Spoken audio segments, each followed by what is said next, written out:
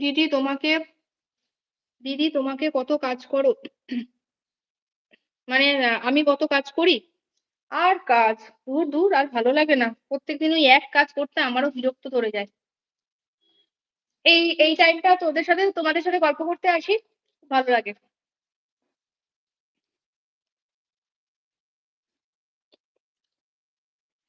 এই ভূমিরও জানিস স্কুল বাড়ি সামলানো, হ্যাঁ গো, ওটা খুব চাপের থাকে।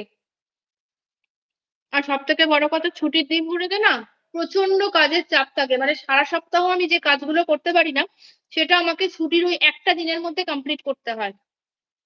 মানে কাঁচা ধোয়া থেকে শুরু করে সমস্ত কিছু।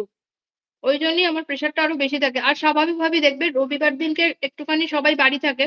বাড়ি মানে মেয়ের জন্যই বলছি, বর তো খেয়ে বেরিয়ে যায়। এবার রান্না বান্নারও একটু চাপ থাকে, মানে সব মিলিয়ে না আমি ভীষণ হাঁপিয়ে পড়ি। একদম। এই জানিস, আমি সবাইকেই বলছি, দিশা, মাম্পি, এখানে যারা যারা আছে, প্রলয় টলয় সবাইকেই বলছি।